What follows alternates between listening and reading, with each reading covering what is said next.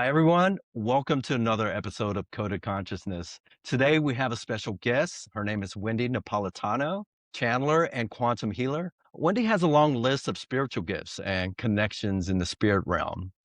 Today, we're going to discuss her angelic realm higher self connection to Raziel, her parallel lives in Lemuria and Atlantis, experiences at Mount Shasta and around the world, and lots more. Wendy has two YouTube channels, Wendy Napolitano, Quantum Healer, and Channeled Illuminations, which are linked in the description below. She's a guest channeler on Hukalo TV channeling and recently had a hypnosis session shared on Alba Weinman's channel. Thank you so much for having me here. I'm very excited to share many of the experiences. Kristina and Richard, it's just a lovely pleasure to meet you for the first time live. We have been chatting ahead of time, of course, and so it's my pleasure. I'm excited to talk about my background and some of the crazy experiences that I have had, and do really relate to Christine and her experiences that she's had with so many different things. So we'll get into that as we kind of go through the progression of what was what. But to begin, just to kind of give you guys a little bit of background on, what really started me out on my spiritual journey, and to, let your viewers know as well, is when I was 6 years old, I had taken an overdose of my dad's medicine, and he used to take a muscle relaxer. And I got into his meds and I slept for 3 days. My mom took me to the hospital and they thought they were going to pump my stomach, but we were in a military hospital at the time and they didn't really believe in that. So they just kind of sent me home and said, oh, she'll sleep it off. So about all I did was get up, go to the bathroom, and that was that. So anyway, go past that experience after, having 3 days of sleeping. I don't know, was I deciding at that time to stay or to go? Maybe it's a possibility. But anyway, apparently I stayed because here I am. So when I was 6.5, the thing that really opened me up to my spirituality, I mean, I'm a recovering Catholic. So we've, kind of got that whole Christian background in common of having to, learn and unlearn what we know, find out what's truth and what's not truth, for ourselves and what resonates.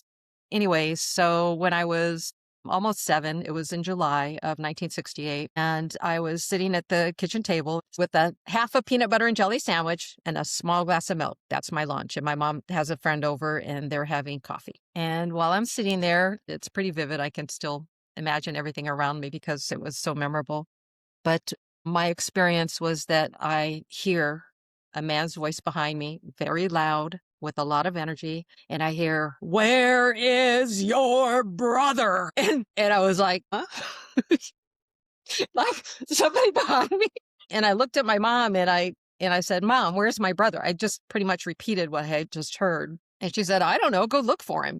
So I leave my lunch, get up, walk through the trailer, and of course I'm looking in every room.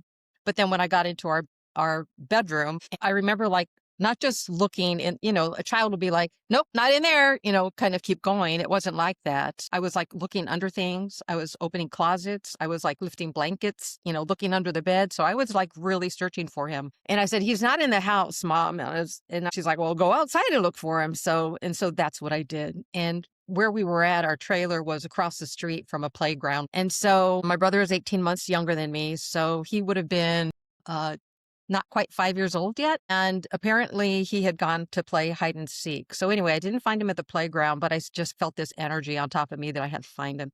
And so I continued to look for him. And then I just started calling him like you call your dog. And so I'm yelling his name, and just walking and walking and walking in the heat of summer.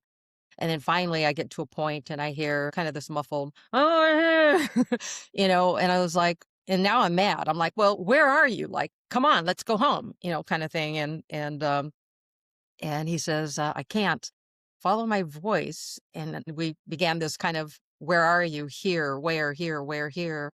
And about, 5 trailers deep into this trailer park. It was in Van Nuys, California. When I found him, he was in a pine box. It was a little storage box that they would use in front of a trailer because it's a trailer park trailer, right? And usually what they'll do is have a cement block and then the pine box, which is about 2 steps high. And then you would step into your trailer. So there was no cement block there, but there was just the pine box. And the pine box had one of those, like a D-shaped lock. So it was like this. So when he climbed in there for hide and seek, the lock came down and then it needed to be lifted up because when he went to lift the door, he was locked in. So he was trapped. So when I opened the box, I just remember how, I mean, you have to think about the size of a little 5-year-old child, right? He was completely in a fetal position, had his, hands kind of by his chest like this, and he had barely enough room to move. And he like turned his head and looked at me. First thing he said to me is, "I've been praying." As we had discussions years later, he would say to me, I didn't say that. I don't remember saying that. I'm like, "You said that. You said I've been praying." So anyway, but I just remember his face just being bright red. That box did not have any holes in it. Middle of July, lunchtime. So it was around noon. And just having that force of that energy to have me keep searching for him. And the fact that I was able to find him to me is just miraculous. So anyway, so we got out of the box and of course we went home and then I told my mother about it and she went and reported it to the association. Found out that at that particular location, the family that was living in that particular trailer no longer lived there. So it's not like somebody would have come home and he could have said, hey, I'm in here. So from that moment forward, having that clairaudient experience, having that physical energy hit me the way it did, I always knew that there was more. I always believed in God. I always believed in angels from that point forward. So I do remember going to, a lot of, having friends involved in church. And whenever they'd have like a retreat or, it'd be like summer camp or whatever, they'd invite me and I'd go with them. And you know how they have that call at the end of the service. If you feel called, if Jesus is calling your heart now, I must have gone down because Jesus called me about 120 times. That's all I'm saying. Because every time they called, I went. Will you accept Jesus in your heart? Yes, I will. And the same thing with being baptized. I cannot tell you how many times I was baptized, between being in, the tub at church and, being out in a river somewhere, out in a lake. So anyway, so I thought that was kind of funny. But that really started me on a journey of always knowing that there was more. Always, I used to call myself a prayer warrior, that I was like, okay, I really felt called for prayer. And so that was pretty much a guiding theme of my life for a number of years. And as I started to get older, when I started hitting my teenage years, I had my first UFO experience that I really recall it being a UFO. And I called my sister over into the room and I was like, hey, come over here and like check out this UFO. And so we sat at the window just watching the UFO going this way and that way. But to us, it only looked like a beam of light. So it wasn't a plane that goes across a field and leaves. The satellite, same thing. Satellites tend to travel in a direction as they're rotating. But this vehicle was, kind of doing this left, right, up, left, down. So it was moving around. So after I had that experience, I started having dreams. I'd get precognitive dreams. And Christine, I think you were talking about, having those experiences as well. But what was happening is I'd have the dream and then the dream would come true. And after, I don't know, I think I got into my mid-20s and then I got really frustrated with it. But I'll tell you some of the dreams that I did have. And you may be too young to be aware of this one, what's known as the Jim Jones mass suicide.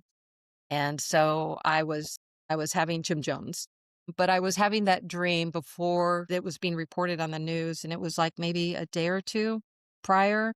And I just remember, being around with all these people and everybody were, they were drinking their juice. And within the next day or the next 2 days, I was hearing it on the radio. And so I started like making those connections of,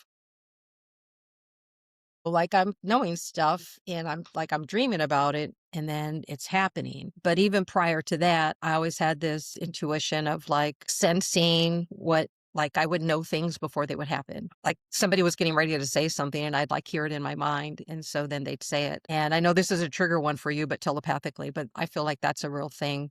The telepathic connections that happen because really, and I think you talked about seeing the cords with the cord cutting that you had done. And so it's like that, only it's not cord per se, but it is this path. And so this path, maybe it's just that cord into that consciousness. So it's stream, right? I would just call it a flow stream. So I was getting a lot of that when I was younger. As I was getting, these telepathic hits as I was growing up, I was just, kind of paying more attention to like how is energy? How am I hearing things? And if I'm hearing something, like am I paying attention to it? Sometimes it was guidance, like hang on to the railing. And then I'd test it. And if I didn't hang on to the railing, then I'd fall. That kind of stuff. And I was like, okay, next time I hear hang on to the railing, I'm hanging on to the railing. So it was kind of this, trust game that I was playing with myself to understand my experiences.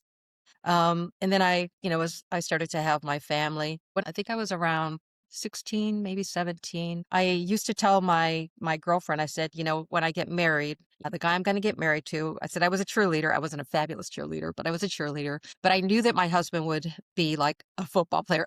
And I knew that he would come from a strong family. Like that's about all I knew. And then I also knew I'm going to have two children, a girl and a boy. Like I don't know how I knew it.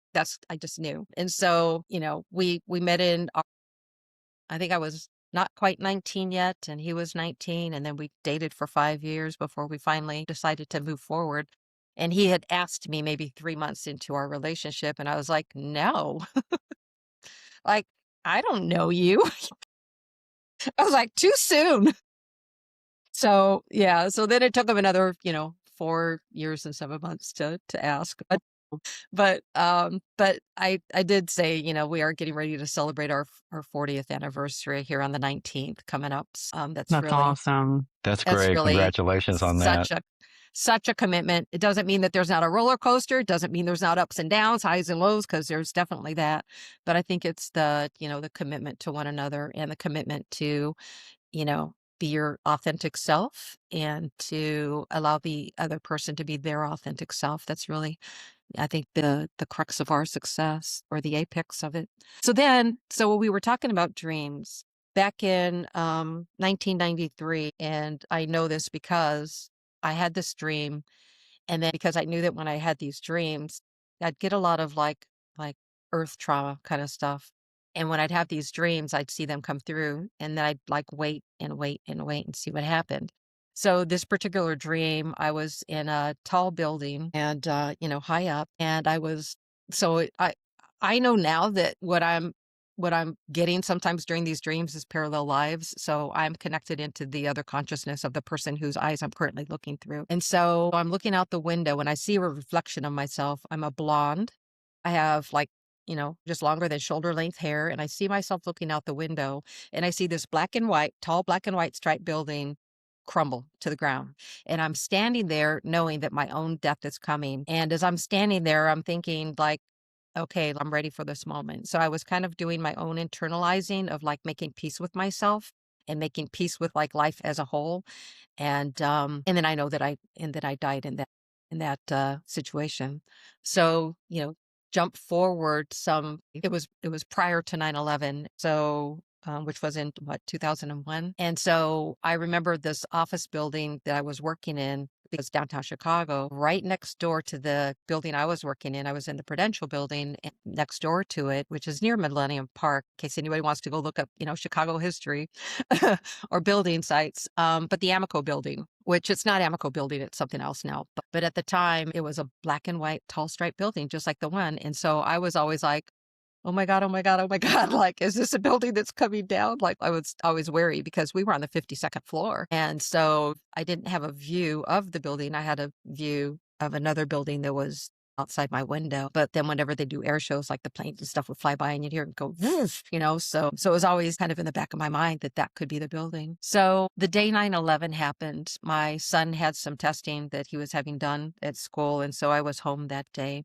And I had the news on in the morning, and I was just waiting for his appointment to take him, for his testing. And then I saw, the plane crash into one of the towers. And because my husband is in the aviation industry, I was just like, oh, heightened awareness. And then also I was like, that's the building in my dream. Like, that's it.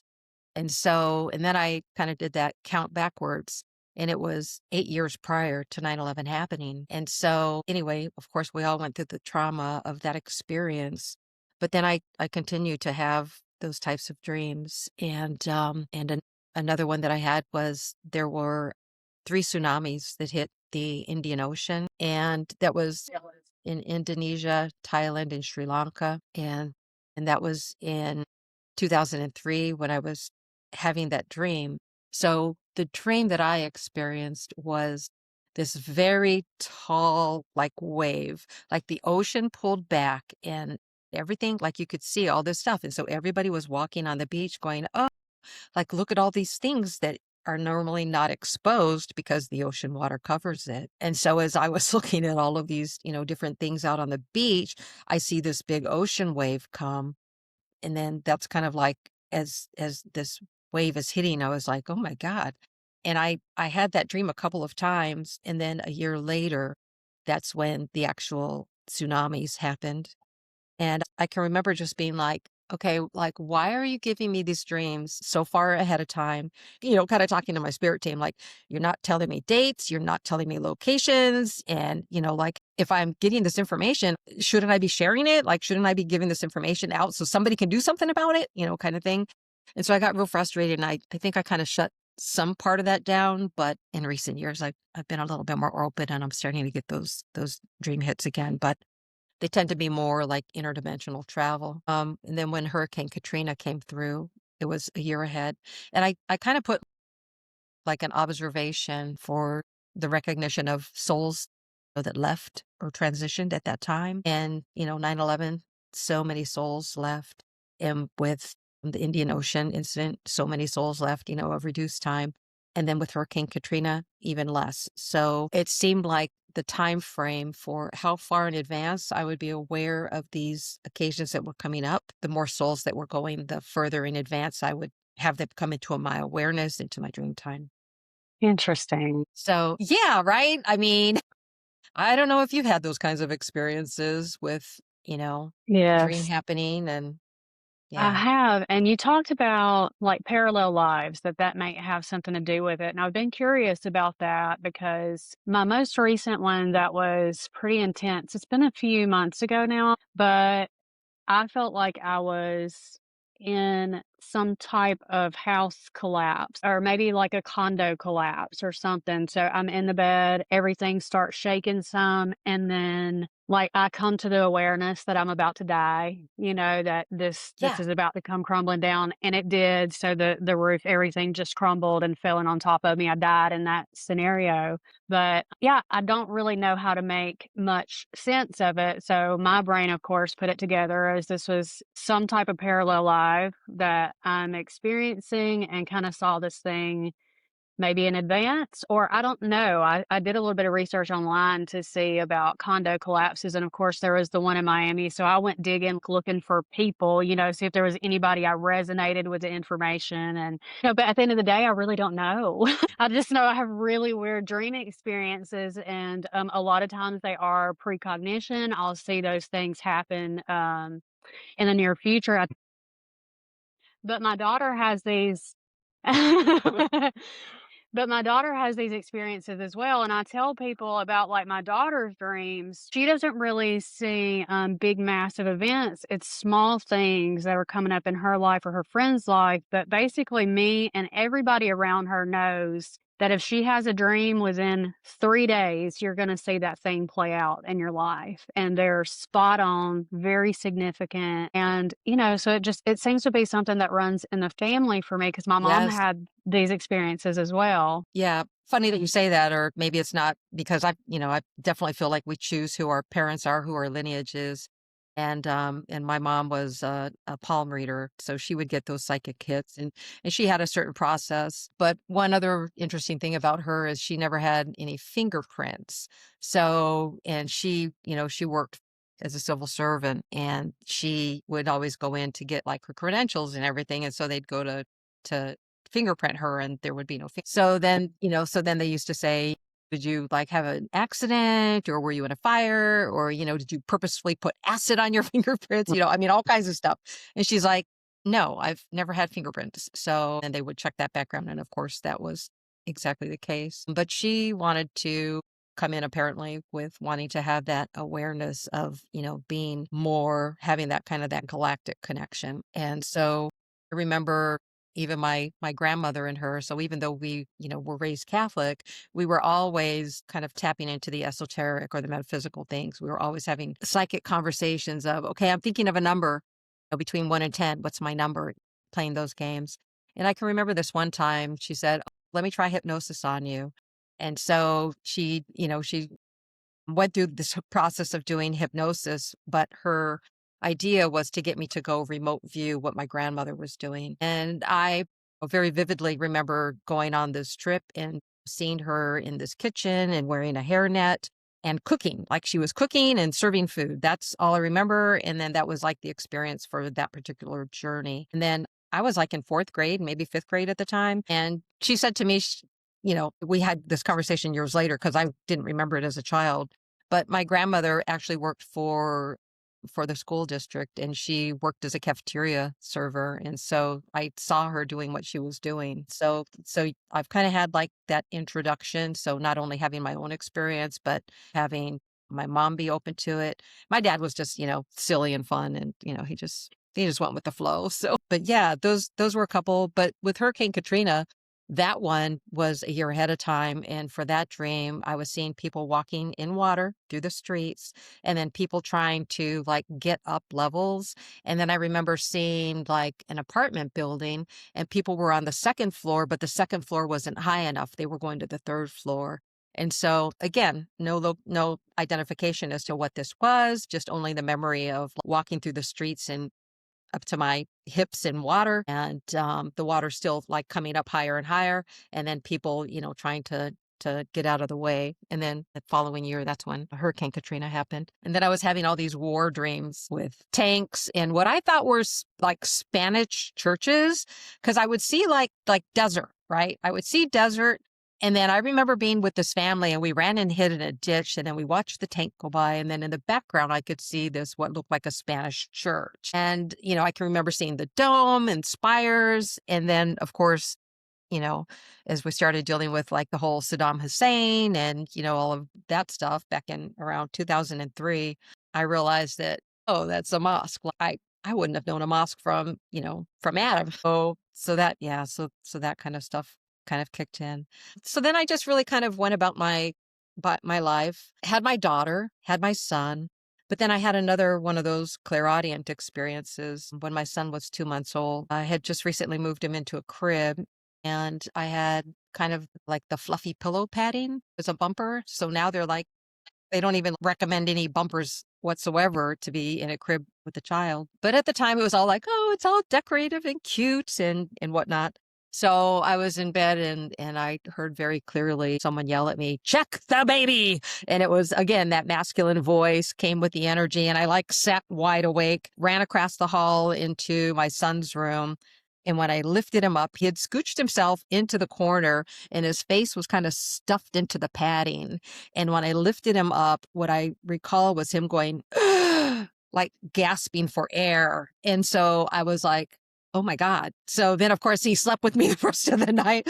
That Patty came out of the crib. And, but yeah, that was another one of those kind of like, it's just stuff you don't forget when that happens, it's a very, very real thing. And I'm like so thankful and grateful. And I always feel like it was Archangel Michael, but it could have been because that felt like it wasn't as strong resonance as the first time.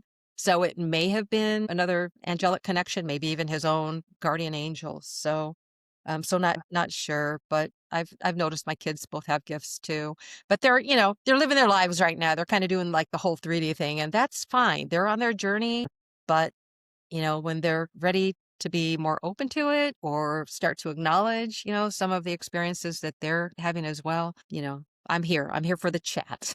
And I know that there's a lot of times they'll say, hey mom, I'm getting ready to do this. Like, how's this going to turn out? Is this going to be okay? That kind of stuff. So they do trust me enough to want to like check in with me. So, yeah. Yeah, Wendy, so I observed some synchronicities as you were sharing your stories from childhood. My dad was in the Air Force. We were stationed in the Philippines. I'm not sure if your dad was at Clark Air Force Clark Air Base. Base. Yeah. Yeah. It's not even Air Force Base. It's Air Base. Right. Yeah. We were there Air Base. twice. Yeah. Yeah. We were there twice. And also some similarities with Kristina. She has a girl and a boy, I think in the same order as you. Yeah, so Mhm. I find your earlier experiences interesting. What I want to know is, can you take us back to South Dakota in 2012? You know, you're hearing drums that nobody else could hear. What was your life like before that moment, and what did you think was happening to you? Oh, Yeah, South Dakota 2012. Okay, so again, dad in the military. So the last location he was stationed at, and actually that's where I met my husband. But we had actually come back. Like he was already out of the service and we were living out here in Illinois. And so we had gone back for like a reunion group and we were getting ready to meet up with people for dinner and whatnot. But during the daytime, we were just kind of traipsing our old hunting grounds, so to say. And we were up on one of the highways heading somewhere between, I think, I don't think it was Lake Pactola, but one of the lakes that's up there en route to our trip to Deadwood, and then from Deadwood, then we were going to head back to Rapid City. And so while we were there, we're literally just driving down the highway, and I see this sign for like a campground, and I get this like overwhelming, like, oh, you need to go there, like go check it out. So he's on the phone, he's having a conversation on the phone, and I'm like going like let's go to this campground, let's go to this campground. And he's like kind of looking at me like I'm like having a conversation, you know? And then the next thing comes up like for the entrance of it, and I'm like, turn here. And so he does. And because he's on the phone, we, pull off, he parks, and now he's just finishing his conversation. So I hop out of the car and I'm waiting for him so we can check out, but we haven't really gone into the campground. We're just like, there's the lake that's there, and in the campground you kind of can go back and around, and I'm guessing that's where the sites are. And then when we stopped, he's like, why did you want to come here? And I'm like, I don't know. I saw the sign for it and I got this strong feeling to like go over there. I said, maybe because we do like to go camping. I said, maybe it's like a location that I'm being drawn to, like we should come camping here sometime. Let's bring the kids, So anyway, I'm just kind of walking alongside the lake. Well, now there's this bridge that goes completely across the width of the lake. And so now I'm just kind of waiting for him. And so I walk across the bridge and I'm not quite to the middle, but I'm standing in the middle of the bridge. And while I'm standing there, I'm just kind of looking out at the water and just peaceful. I can hear him chatting still on the phone in the background. I'm just kind of like, kind of just having one of those moments where I'm just like looking. But then I get this like sense of like, what a beautiful location this is. And this scenery is just so serene and calm. And I'm kind of in that frame of mind, and the drumming, and then I kind of look to the left of me and I'm like, is there like a powwow or something going on over there? Like, what is happening? I'm looking, but because I also know that it's like close to when we're supposed to meet our people for dinner, that I knew I didn't have wandering time, like, oh, great, where did Wendy take off to? Because I do have a tendency to do that. So anyway, I'm just kind of looking and I'm thinking, okay, well, this isn't a powwow, because if it was a powwow, there would be cars coming in and out of there. I've been into enough of them when we lived in Oklahoma that I know what a powwow looks like. So I'm just like looking around, like, and I'm still listening to the drumming, but I'm looking around like drumming, doo, doo, doo. And it went on for about 10 minutes and then it stopped. And then I was like, yeah, right. Like that was kind of weird. So then I walk back across the bridge and I go to check on, is my husband done with his phone call or not? So he gets off his call. And then I said, wow, that was pretty intense, wasn't it? And he's like, what are you talking about? I said, the drumming. And he goes, what do you mean with the drumming? I go, the drumming, Bob. It's been going on for 10 minutes. The drumming. I go, you can't have missed the drumming. It was so loud. You couldn't have missed it. And he says, I didn't hear anything. So then I was just like, okay, what was that experience? So because of my connections, years down the road, I was really tapped into like listening to shamanic drumming, and I literally would like go to sleep with that. And so many dreams. I have one more question about your past experiences, and then I want to move into some of the things that you're currently working on and currently doing. So, what happened in 2019 that kind of put you on the path that you're on right now? Yeah. So basically 2019 happened a couple years prior. I ended up going in for a hysteroscopy. In 2017, I had surgery, and then I needed to have a surgery a year later. And I was getting the idea that I was picking up collective energy and didn't know what to do with it. And so what it was doing was creating like tumorous attachments in my uterus. And so a lot of like divine feminine energy that was tied into that as well. And so after I was told that I needed literally a year later to have the same surgery, I was like, okay, this is energetic. And I had already started like listening to Dolores Cannon, and I was listening to Abraham Hicks and watching like a lot of the kind of the, the woo-woo videos that were available at the time, because I was looking for some kind of additional healing, because I was like, okay, there's like something energetic with this. I need healing. So I did find a QHHT practitioner in my area. So um, after I had that session, it was in early 2018, and I had that session. During that time, I went really deep, and I remember her like calling me, like trying to pull me back, and I wasn't saying anything to her. I wasn't responding, and it was quite a while. She was calling me, Wendy, can you like come back? and and then when I did start talking to her, I was referring to myself in third person, and I kept saying we. So I said something along the lines of, "We're working on some healing for her right now. Give us some more time. We'll let you know when she can talk." And then I was like silent for a while, and then I just kind of came back and was like, "Okay," because she kept trying to like use her hypnosis session to like say, "Oh, well, can you get to a point where you're still doing the healing in the background, and then we can have a conversation?" So it did finally get to a point where I allowed, and we started to communicate. So then I started saying all these different things about healing this energy. We're going through her chakra fields, and which I wasn't doing anything with chakras yet. I didn't know anything about that stuff. And that was another recording the tape, nothing recorded. So I've had that experience with energy, like just taking out technology. But anyway, she said, "Well, can you tell me what exactly are you doing?" And then the response was, "We're activating her crystalline DNA." I'd never heard that term before. What is crystalline DNA? "We're activating her crystalline DNA. She's a healer, and she needs to start doing her work." And so she said, "Oh, well, what kind of a healer is she?" And then the conversation continued where I was saying, "Well, she works with crystal skulls, and she needs to start to begin her healing work. That's something that like she's on schedule to do." And I mean, I've always liked skulls, and I've always liked, at Halloween time, the sugar candy skulls, any of the sugar skulls. So I've always had kind of an affinity for them. I'd never gone out like searching crystal skulls. So then she started asking more about the crystal skulls, like, "Oh, well, what is she supposed to be doing with these crystal skulls? And like, how is that supposed to like tie in with her healing, that how does she work with them?" And so I literally remember like feeling myself laying on this mat, which was like a standard mat that you would use for massage, right? And so distinctly remember laying on this mat and just snarkily replying, "She knows." And I was just like, I remember getting up from that session when it was all said and done going, "I don't know. What are you talking about? I don't know."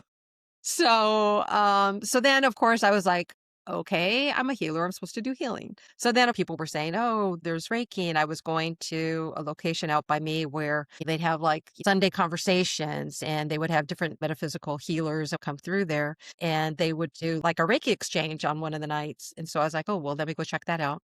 So I didn't really know anything about Reiki, but I remember going, and so I was like, should I learn it? Should I take classes? And I would just hear my team say, "Oh no, you're well beyond that." Like it was just like they were chastising me for even like having that thought, like, "Well, you don't need classes. Like you can just do that work." Apparently my soul has been there, a gazillion times. So I was like, okay, but I'm going to try it anyway. Cause I got this 3D body and this 3D mind, the monkey brain that tells you what you can and can't do, tries to limit you. So anyway, so I went to the Reiki, and so they were just telling me, okay, start here at the feet, then start at the head, and you're going to ground, and then you're going to move around the body and feel for hot and cold spots, that kind of thing. So I had this one guy, and he actually worked with crystal skulls and had several of them that he brought. It was like a crystal grid that was set up in the room, and he had several of his skulls that he had brought. And unbeknownst to me until later, like after we got to know each other because of our experience. And so I started, I'm like, I don't know what I'm doing, but I just kind of had my hands over him. I wasn't touching him anywhere. And so I kind of was feeling something kind of like over the chest heart area. And I didn't know what it was. So anyway, I continued around the body. And then as I got to the other side by his right leg, I was just like, "Oh my God, like I'm going to cry." And I have no idea what this, like, it's not my emotion. Like, what is this? I didn't understand it. So I finished. And then afterwards, you always have this conversation about like, "Oh, what did you feel? Da, da, da." And so I told him about my I feel like I'm crying experience, and then I could just see him, like his face kind of like like a ghost kind of thing, and I was like, is everything okay? And he goes, I'm gonna tell you something that I haven't really talked about because it's so emotional. He said, I lost my son a year ago, and this is the anniversary. And I was just like, "Ugh." So it was that heart energy that I was picking up that emotion and apparently like helping him with this clearing. And then of course we started to talk afterwards, and I found out he's, a crystal skull guardian.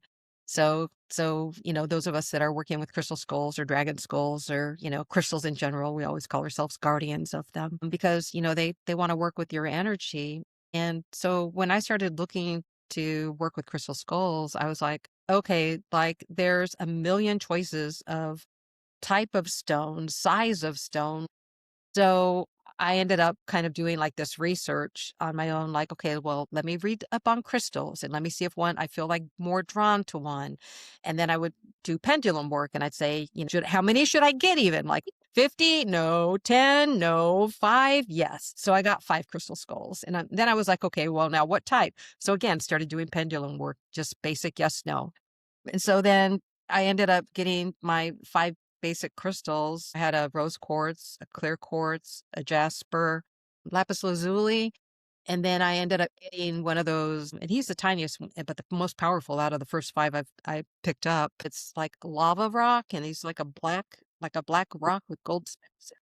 He's like about the size of the pad of your thumb. It's just a little tiny thing. But all of the skulls that I originally got, I could carry them all in my hand. So, and then about after I got the skulls, I was like, okay, now I don't know how am I supposed to work with these skulls. And might have had them for about 2 weeks. And then all of a sudden I was like, I need paper. I need paper. And so then I find a notebook and then I just literally start writing my instructions for myself. So I just channeled how to work with these crystal skulls. So then I did. I started working with them. And then I would ask people, I'd say, hey, I'm doing healing work. Would you be open to do healing work with me? So I was just freely giving sessions for people. But people were feeling energy moving. And sometimes if I'd have my hands on them physically, I could feel the energy move. And then sometimes I would feel it move inside me. Like I can remember, Christine, you talk about a heart opening and you felt like your heart crack open. I've had that experience of kind of like you just feel it go. But prior to that, what I would feel was like it was almost like a ball, just like rolling, like it would like flip over inside my body. And you're kind of like, what was that? So yeah, that's where I started my journey with, doing energy work. And then of course I hit the Alba Weinman because I was watching a lot of the QHT videos since I had my own session. And then during that session, toward the end there, I channeled Sophia, and she came through as, part of the Divine Feminine Collective. And I have channeled her many times before, but she ends up leaving like this beautiful message there toward the end of my session. And so that's part of her tag for that particular session. I think the number is 728. She'll do like number 728, her name, Alba Weinman, and then whatever the title is. I started But watching that one, and yeah, I'm definitely gonna have to finish it because I wanna hear the channel message from Sophia. Brent and I have talked a lot about the higher self hierarchy, and yeah, it's kind of what I've discovered within myself. I've never had a session where anybody ever called out or told me who my higher self was. This has been a process of discovery within myself for the last several years. And I've yeah, come to find that my soul lineage has something to do with Seraphina, and then on up the hierarchy, the hierarchy right. levels of the soul is Sophia. So I don't have a ton of experience channeling her, but it's something I feel like my soul is tapping into, and I'm stepping into that now at this time. Yeah, I'm kind of writing a book or a story. We'll see what it turns out to be, but kind of from her perspective of being there and incarnating into the earth plane, how she right. got here, what the journey looked like getting here. And, but it's kind of coming through and flowing through. And it's a really interesting topic. So I'm going to have to go see what message channeled through you from Yeah, her. yeah. Oh, thank you so much for checking that out and listening to it. But also, if you hit Channeled Illuminations, there's several messages that are from Sophia. But since we're talking about that kind of that angelic connection, my story kind of tapping back to when did I discover Archangel Raziel? So I was with my friends and we were all, working on learning channeling, practicing and all of that. And so this is around that 2019 time frame when we all started to really connect. And then we were, kind of like how I know I feel it, I feel this very strong connection with you. Like we've definitely had past lives together. Yeah, and Richard, I feel this with you too. We haven't talked about it to that end, but I feel that connection. I was doing a lot of like automatic writing, right? So it would be nighttime and that I would have my quiet time and that's when I would start journaling. And so I was doing a lot of like, who's my higher self? And then I remember I drew angel wings. And so I was like, huh. So I was like, why am I drawing myself with angel wings? Right. So, but that kind of sat in the back of my head. So I've like been sending myself messages without cognizantly being aware that that's what I was doing. So they were giving me like these hints. And then and years later, when I was doing this, automatic writing, I was like saying like, who am I? Who am I? And I wasn't really getting anything. And then I was working with some other energy workers and healers. And, one of them said to me, do you know which angel you are? And I'm like, no, I don't know. And they're like, well, that's your journey to find out. And so then after I had written this channeled message to myself, I was kind of like writing, I'm an angel. Who am I? And then like I was writing like a standard line. And then I wrote like about, 5 lines high, I am Raziel. And so I was like, I don't know who that is. It's not like I'm Gabriel or I'm Michael, right? Like who's Raziel? So then I went to go do a whole research and I'm like, wait a minute, I'm supposed to be an old Jewish guy? I'm confused. A long beard. I mean, that's how he's depicted. But really, the angelic realm is truly balanced, divine masculine, divine feminine.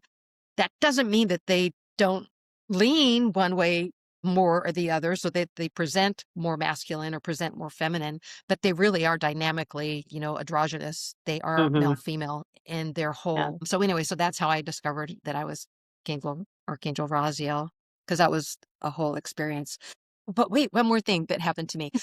So before all that, when my son was around 2 years old in the Catholic Church, you would practice Lent. And so you would fast for 40 days. And at the end of that fasting period, I had one of those dreams that they felt so real. And Jesus was in my dream. And it started out where we were just all in the dark, like it was nighttime and everybody was pulling off the road and there was something going on with like a light coming out of the sky. And so my husband and I go under the viaduct and we're standing there and there's other people that are standing there under the viaduct too. And then all of a sudden this beam comes out of the sky and I was like, oh, like that's Jesus. Here he is. He's coming down like, kind of the whole second coming, light coming down on a cloud. So I'm sure my brain was in there somewhere, dictating how I was going to view this experience. But so he comes down and then as he's standing there, I'm like, it's Jesus. So now I don't even care who's with me. I just go over there by myself, and I'm standing in front of him. And then I literally like pronate myself, like I'm face down on the ground. And he's kind of like, what are you doing? And so he reaches out and he grabs my elbow and he lifts me up because he's standing across from me. And with his right hand, he lifts me up and I stand up. And so then we're having this conversation. And then he tells me I have to go back. And then I'm sobbing. I'm like, no, don't send me back. I didn't want to go back. I was like, don't make me go back. And I will be with you always. And there was kind of this song that was like tied into that. And I could like hear this song in my head, like the feeling. But it was, my God, it was like such an intense emotional drain. So I was sleeping at the time, husband next to me, also asleep. And I don't just wake up, my crying wakes me up. And so I wake up to, this very dramatic, and then I kind of realize where I am and I'm like, what? So I get out of bed and then I go walk around my bed and I'm standing at the window and I'm like looking outside and I'm looking up and I stand there for, it felt like the longest time. And it was like a full moon. I mean, you could see all the ground. It was such a bright night and clear. And I just remember looking up at the stars and looking up at the moon and just like, take me back, like come back and get me. So anyway, so after after I stood there for a bit, then I was like, oh, I have to go to the bathroom. So I walked back around the bed, and our bathroom was, just to the left of the bedroom. And I go in there and I turn on the light, and then I glance at myself, and my face is bright red. I mean, it looked like I had a sunburn. So as I'm examining my face being bright red, I see this mark, and it's about right here, and it's faded. Sometimes when I look at it, if I press a lot, like I'll see it, but this mark is on my arm. And I was like, what is on my arm right now? And I'm looking at it, and it's sacred geometry, and it's pretty much like it's a circle with an infinity symbol inside of it, and the cross in the center of where the infinity matches. Wow. And then this mark, it wasn't in my skin, not like a button had pressed something. I was embossed. So the mark was raised up off of me. So then, of course, years passed, and, all those dreams passed over those years. So it's in the early 1900s or 1990s. So apparently that symbol was supposed to be a reminder to me that was like an angelic sigil, a marking for me to remember my angelic self, but it didn't get me there for a number of years later. Wow. I mean, that's pretty incredible. I've had several experiences where I would be in a dream experience, and one of them I can tell you about for certain. This one was kind of a darker time in my life, but I was going through an intense period of what people would consider like spiritual psychosis at that time Yeah. as well. And in my dream, I was trying to rescue my son from these people who were performing dark magic rituals in the woods, and I tripped over a rock. I remember looking down, I had on my chacos, and I tripped over this rock, and it broke my toenail, and my toe was bleeding. When I woke up from that dream and looked, like, my foot had the same damage on it. My toenail was broken, my toe was bleeding. There was another point in my spiritual psychosis, I was trying to tell everybody that the aliens had me and were doing surgery on me. I mean, they tried to have me committed at this point because, I'm talking about aliens having surgery on me, but my daughter and I are in the Dollar General bathroom, and I'm trying to tell everybody. And all of a sudden, it's like a hole is pricked in my arm, and then like a medicine reaction runs down my vein. And I'm like, look, like this is just happening to me. Like things are happening on my Right. body that is not, I'm not causing this and I'm not making this up. But several times since, like, I think we were getting ready for a podcast a few weeks ago, and I went to the bathroom and just had a weird experience and come out with a unique, print on my arm. And Richard was like, Yeah. what did you do in the bathroom with the aliens? Like, Now what are you up to? what just happened here? So Yeah. unfortunately, mine weren't like pretty, infinity symbols and stuff. I wish they were. No, yeah, I wish they were for you too. But that the whole the kind of the galactic alien thing though. So when we went to Mount Shasta the first time, so I was getting, because sometimes during my meditation I'll get like a photo shown to me. It'll be like, here's the photo, and then it'll disappear.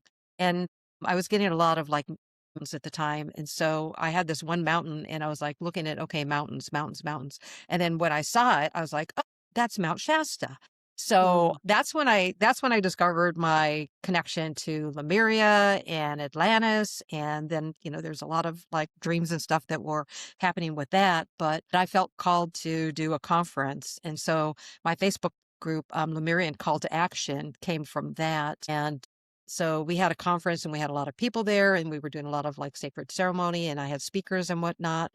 And while I was there, I remember waking up about 4 o'clock in the morning, and I had all these like symbols that it was like a sphere, but these symbols were like coming in from the left and the right and like all kind of directions. I mean, it was just so fast. And I was like, what am I seeing? But I've also had dreams before where, just as I'm falling asleep or just as I'm waking up, I would see light language, and I'd just be like, what are these symbols? But there were so many of them. And a lot of times it'd just be like they'd just be like lines of code just going and going and going. So I would just be like, okay, I'm getting another download, So after that happened, we came back. So we were out there, I think 5 days altogether. We came back. And so when I got back here, I remember like having to go to work, regular Monday or whatever. I felt like I was walking sideways. I'm like, I'd look at myself and I'm like, I know I'm upright, but I feel like I'm this. I feel like I'm like this. I didn't know how to explain that. I'm like, I just feel like I'm sideways. And then it took about 5 days of me feeling like I was, at this weird vertical angle. And then all of a sudden it's like, I got punched in the ribs, on the right side of my ribs. And my chair moved. I moved and my chair moved. And I go, ugh, because it hurt. And so I was like, oh my God. And then from that moment forward, I felt like I was upright. I didn't feel like I was in this weird angle moment like happening. So anyway, so my friends and I, when we got together channeling, I was like, okay, what was that? And they're like, yeah, you anchored in those codes. So I was like, oh, but the other thing that happened is one of the nights before I got like the anchoring punched in the rib thing happened, I was in the bathroom and I was just kind of sitting there with my hands on my legs, just relaxing, getting ready, do your thing. So, we're so sorry, TMI. But anyway, this is where it happened. So just sitting there and, not really thinking about anything. And then all of a sudden I'm like literally just looking at my hands. And then I see these like Harry Potter, like codes coming out of my fingertips. They were just like the streams of codes coming out of my fingertips. And then I'm just looking at them going, huh, your mind's trying to figure out what you're seeing, because there are times where I will see things eyes open. So I do get a lot of, dream time, but I see these things eyes open. And so my brain's trying to figure it out, but I'm just like enjoying it going, I'm magic, like, so was that part of letting go of my old codes, or was that part of putting those codes I received from Mount Shasta out into the field? I don't know. But I do have one picture on my Facebook page photo where I'm standing there and like hands up or something like this, right hand up and left hand sideways. And I'm standing on this rock and there's this beam of light over me. And we're at Pluto's cave. There is no overhead source of light like that to create a beam. They don't have any kind of like a parking light or, anything like that. You are out in the boonies off the highway on a dirt road, and there's parking area, but there's nothing lit. And it was, solstice time in September. And I remember standing on the rock and a friend said, oh, do you want me to take a photo? And I was like, yeah, that'd be great. So I'm standing there and I remember this moment, like looking at my arm, because I was like, it felt shifted. And I was like looking at my arm, like afterwards, like she had already taken the photo of me being like, yay. And then I remember my arm feeling shifted and I looked at my arm and I was like, what was that? And then when I went to go get the photo from her and look at it, here's this beam just on top of me. And then again, through, channeled messages, it was like, yeah, we took you up ship and you've probably been there about 2 weeks and we just brought you back. So time doesn't exist there the way it Right. does here, is definitely a thing. Yeah, so much. Yeah, same here. I feel like I've been on the ships multiple times. I've gotten kicked off a time or two, and Yeah. I've walked the last time I remember being on there, I walked off. It was fine, but I've had multiple experiences, and I still do go into that space a lot of times in my sleep. Because a lot of times these days, now my dreams have come back in the last week or two, but Do they prior ever, to are you ever that, in rooms with monitors? They've always got monitors, it seems to me. yes, I have been. But these days, a lot of times it's almost like when I wake up, I'm coming back into this awareness of the fact that I've been in this other like training space, like this Yes. Always a learning classroom. facility. Yeah, and so when I am coming back from those experiences and waking up, I'm just trying to pull as much of the knowledge that I can, like, into my conscious mind so that I can remember where I was, what I was learning, and things like that. But the last week or two, I've been back to visual dreams happening and I think communicating with me in that way. But it shifts and it changes depending on where I'm at and I guess what I have going on in here. So I didn't hear your Kundalini experience, and I'm curious about that. And maybe that ends up being like a whole nother conversation or when we get together or something. But we were getting ready to travel to Scotland and Ireland, and like months before we made that trip, my whole body would literally be shaking. And I kept telling my husband, like, quit shaking the bed. And he'd be like, I'm not. And then finally I realized it's me. It was my body physically like going through this shaking. Like once I realized it's me, then I had that awareness to it. And so for months I would, if I was going into a meditation and I try to do like my gratitude and, kind of connecting it in the morning.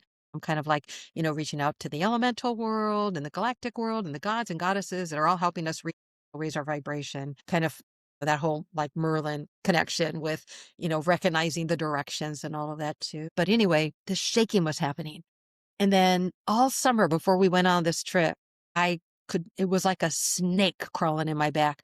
I could just feel it wiggling up, wiggling down, and wiggling up and wiggling down. And I'd be like, what is happening to my back right now? So, and I didn't know what Kundalini was. I had no knowledge of that. I had a friend who talked about, the Shakti energy. I was like, I don't know what that is. And so she's like, well, go look that up. And so the Kundalini energy was happening. And then while we were there, I continued to have that experience with my whole body shaking. And I was just like, well, it just is what it is. Okay, it's energy. I get it. Something energetic is happening to me. Like there's some kind of change in my DNA or, whatever's going on. And we had a lot of magical times entering that. And I've also experienced like seeing people's auras. I don't always, but if they're like in their high vibration and, they're in their highest joy, easy to see. I mean, so easy. I'm like, you got red going on, you got blue going on, you're a turquoise. So our last night there, I remember my friend, like we had just finished dinner and they were, had the dance music. And I look over at her and she is just glowing. I mean, just like you see in the photos of when they draw Jesus with him glowing, she is just glowing. And I was like, cool. You're blue.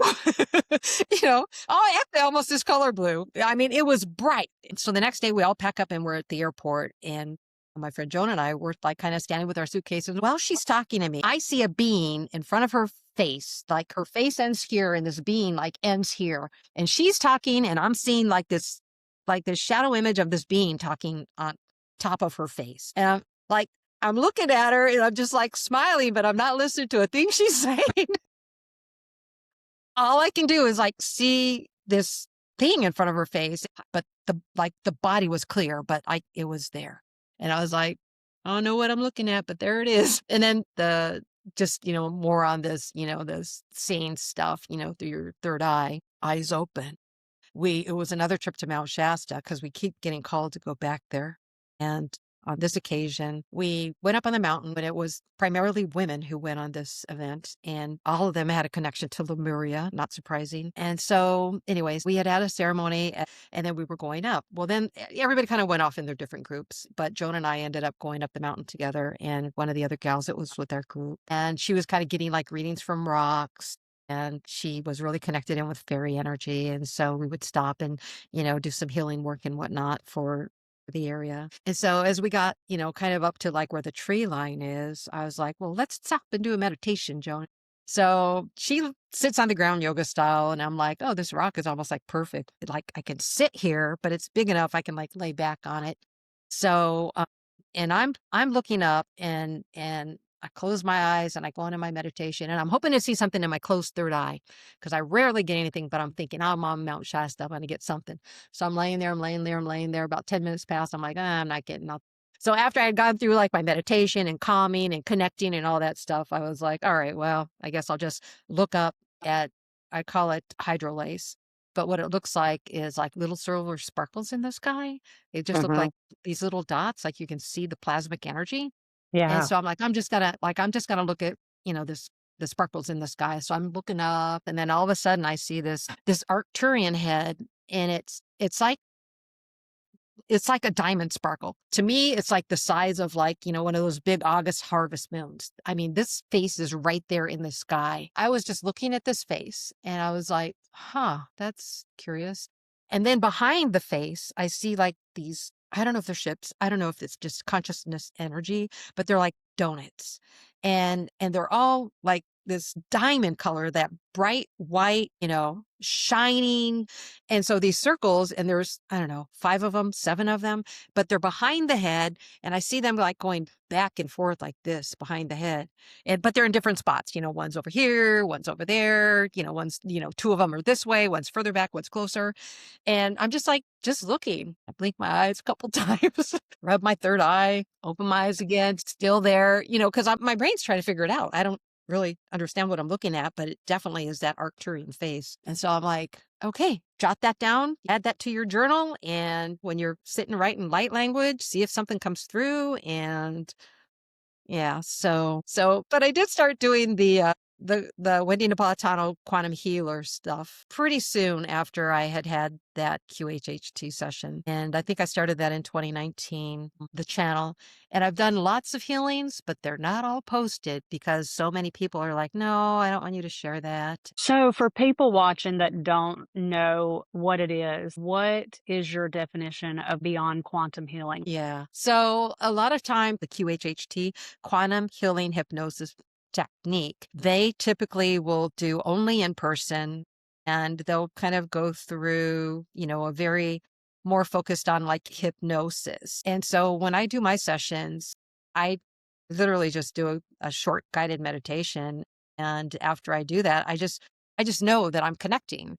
And so people have said, so then are you tapping into the information? I'm like, no, they are the ones saying it.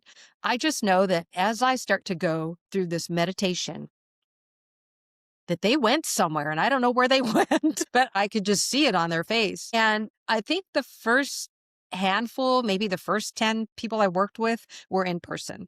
Convenience, new experience, was still working with the crystal skulls, with my sessions, and then realized that the crystal skulls in physical were a learning tool for me to understand that like your brain like wants to feel something. And so it was like in my learning processes, it was a stepping stone. They were teaching me how to work with energy, how to feel the energy, and how to understand it and read the energy from other people. And then I would notice before my sessions that I would start having this, like when we set the date and time, like the day to 3 days prior, just start moving energy. And so I'd just be sitting at my chair doing like whatever. And then all of a sudden I'd be like yawning and moving energy, or other bodily functions, burping and fun things like that. Usually it was yawning, but the energy, it really is. It's like it really wants to move. And so I'd be moving their energy before we even began work. And I'm like, okay. So then once we did start the session, I'm assuming that there was less of that clearing work that they had to do because we had already made that contract to make that connection together. And so that energy was already starting to move out of the field and to brighten and lighten. And so I'm a facilitator. So even though I say quantum healer, I'm not doing the work. I'm opening myself up to God source universal energy. And that's the energy that's coming through. But because some people will say in the shamanic world, an open bone, an open vessel. So that energy is being allowed through my divine spark that I have the ability to open and brighten their field. And so as our fields are connecting, I'm raising their frequency up and I'm bringing down some of that higher frequency. And then we're meeting somewhere in the middle. And then that's when they're having their different experiences. And I'll always start out and say, hey, send me somewhere between 10 and 20 questions, because you have to put your energy and your intention into what work you want to have done, right? And then we'll see, because spirit will take you off and some journey somewhere else that you didn't even expect to go. So sometimes it's removing hitchhikers, spirits that have attached onto you. Sometimes it's your old childhood energy. Sometimes it's energy from past lives, sometimes, or parallel lives. Sometimes it's reopening your connection. I mean, sometimes people's root chakras are blocked and they can't even, it's like, oh, I want to ground. You can't ground because everything's blocked. So it's a variety of work. And then after I was doing that, I noticed I was getting a lot of messages during healing sessions, and I'd be like, oh, I'm hearing this, and I'm hearing that. And so sometimes I'd just say, oh, they're telling me to tell you, that kind of thing. And they is always what I would say is my light team, who, consist of not only my angelic higher self as Archangel Raziel, but I know that Michael Raphael, and then I have some galactic Arcturian dragons and elementals that work with me. But then they kind of like move in and out of the field, just depending on what the work is that's being done. But I'll try to go through their questions. But like I said, spirit will just, they'll take you where you want to take you. And I'll sometimes say, oh, they had like all these several things. What do you like? What should we focus on first? And so then their light team starts to guide the direction of that energy healing. So that that beyond quantum is because it can take you in a myriad of directions. There's just and different dimensions. It's not just like lifetimes on Earth, it's galactic lifetimes, it's some other dimensions. So yeah, so that's where that taps in. And then a lot of times too, there are like DNA stuff that's going on. But I have had experiences of people who've had cancer and had experienced healing from that. People who've had neuropathy and they, no longer experience that pain. And there's just so much heart healing that needs to be done in the world. And I think that's why Sophia comes through a lot as, in the mother energy. I mean, it's so beautiful. And they keep talking about, the golden age and, coming back to this, like this Lemurian balanced masculine, feminine. And so I know that that's been coming up in my awareness a lot of really getting that within your own physical body, your own vesica Pisces of your masculine, feminine, the yin yang to really balance out. And I was really leaning masculine for a long time, and they really had to pull me back to the feminine. But I mean, yeah, it's a thing. So with your past life regression sessions, is that does that look different than the beyond quantum healing sessions? The regression sessions come up when people are usually experiencing something that they feel is holding them back. So they tend to be the ones that are already on their journey, and they are like, I know I have a past life. I can't connect to it. I don't know what's going on. And so in those sessions, that's when we'll travel back to a past life and the regression happens. But sometimes we'll start that way and then spirit will just jut you off in some other direction. So you may be working on one past life and then you find out that you've got cords out to 5 past lives. And then you're trying to hit each life and do the healing. And with some of that work, we're not only healing that individual, but often I'm healing that life that was connected to that individual. So, maybe it was somebody who killed somebody. And so that person who killed that person, they needed healing too. And so it just ends up going where it goes.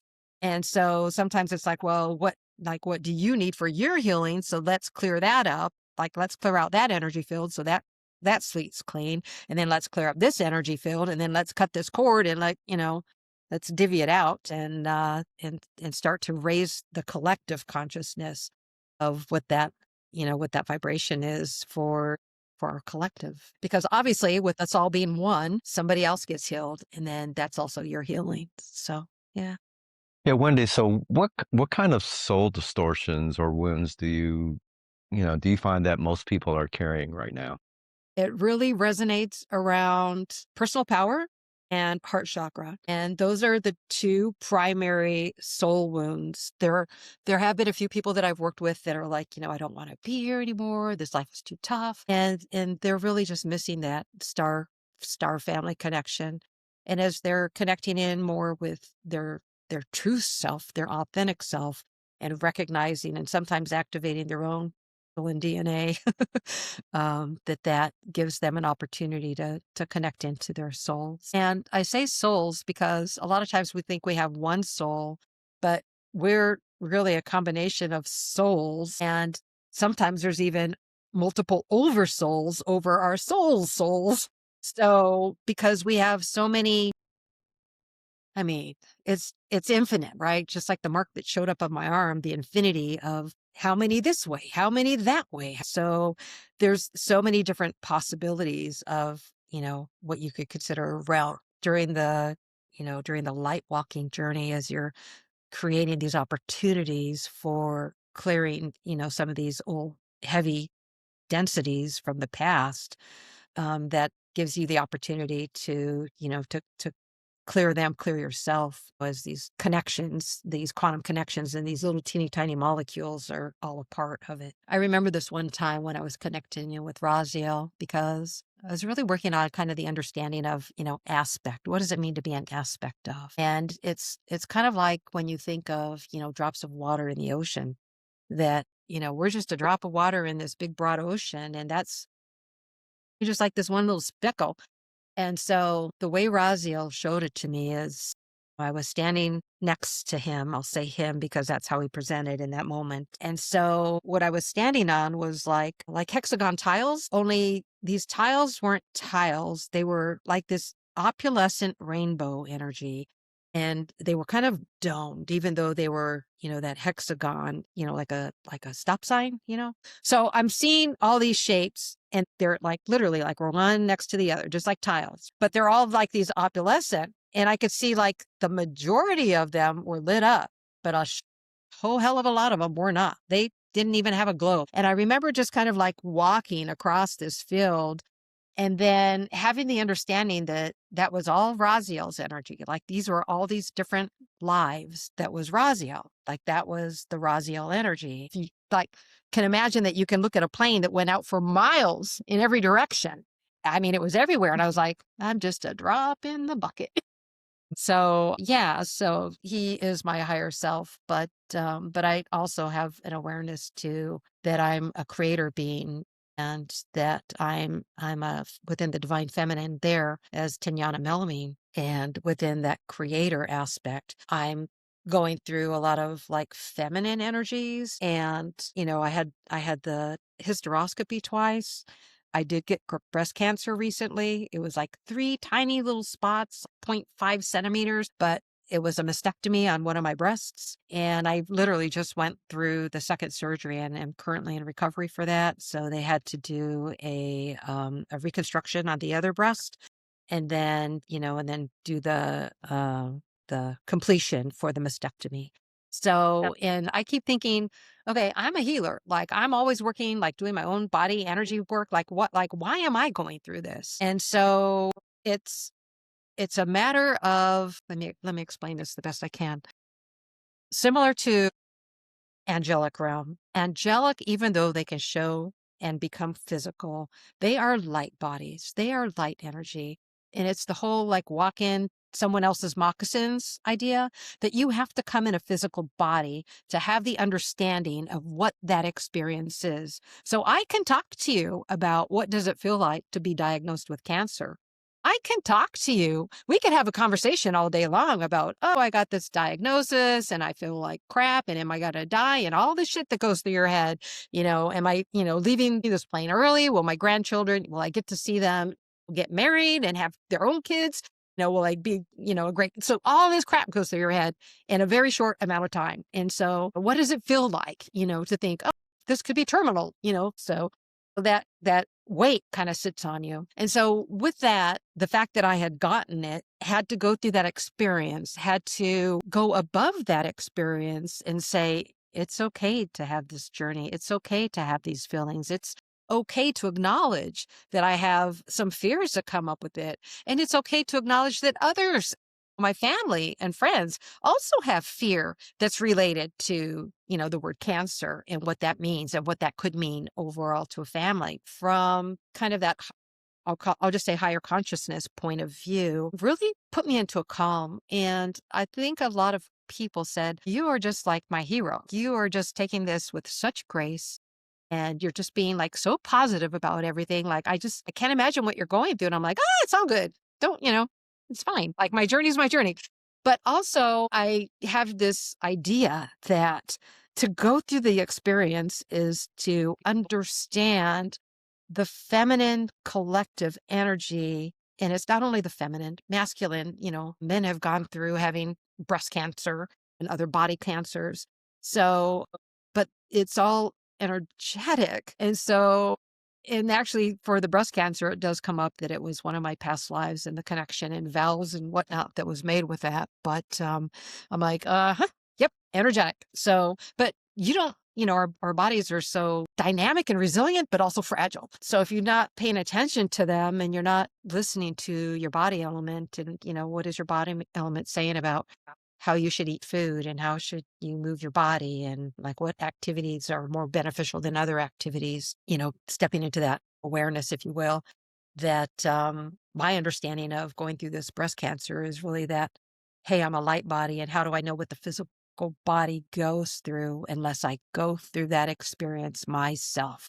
And so it's kind of like little badge of honor, I guess. Check box. I did that. Came in as a witch and got burned at the stake once or twice. Check. you know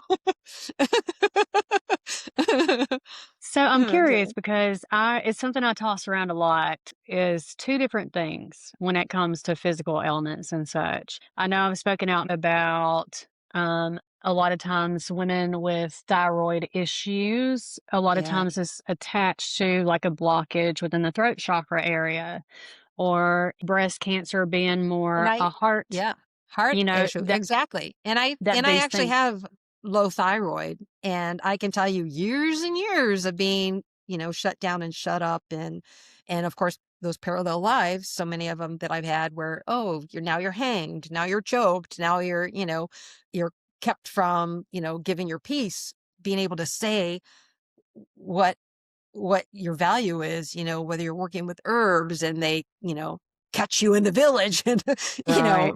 so, or not, or being in fear of, and even today, and I think you talk about this too, that when you start to speak up and say, oh, hey, I'm having this experience, people will give you the woo, like, oh, what are you talking about?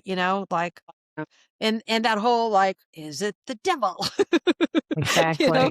so yeah, so I mean, I had to go through that whole thing too. So, and I do think that there was a lot of like my not saying what my truth was and not speaking up to it, and then also, again, because of who I am as a being, as a soul, I have brought all those parallel lives with me.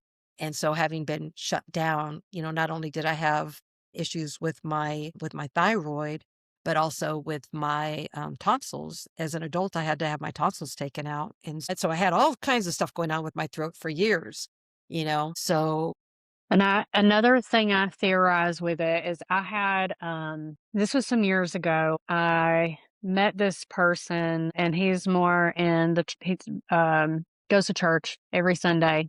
Really, really good person. And that's what's more important to me than anything is the yes, level of heart that this man carried is well beyond most of the people that I know these days. And he and I, on the first time that we met, we went really deep into an esoteric discussion.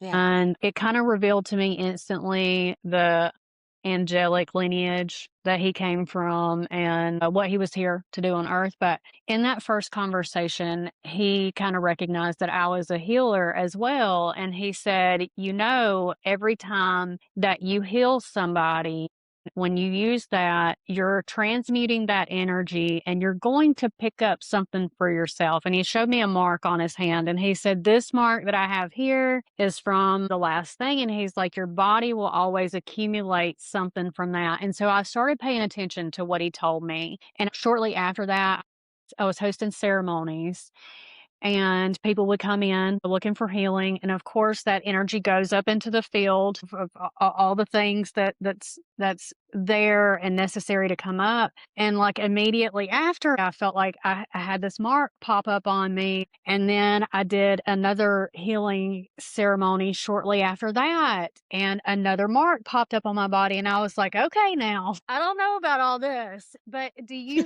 have you noticed anything like that? Like, do you pick up things out of the field that you kind of take on and alchemize within your own body? yeah.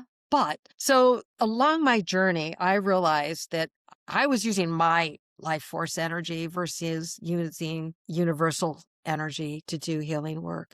And Yeah. so kind of that like spiritual hygiene of working with the violet flame and working with white light and making sure that you're like taking that time to prep yourself, protect yourself before you do the work, and then clear and cleanse yourself after you do the work. So I Yeah. wasn't really doing that early. So I had so many attachments and, I'd be working with some other healers because a healer needs a healer. That's just all there is to it. Yeah.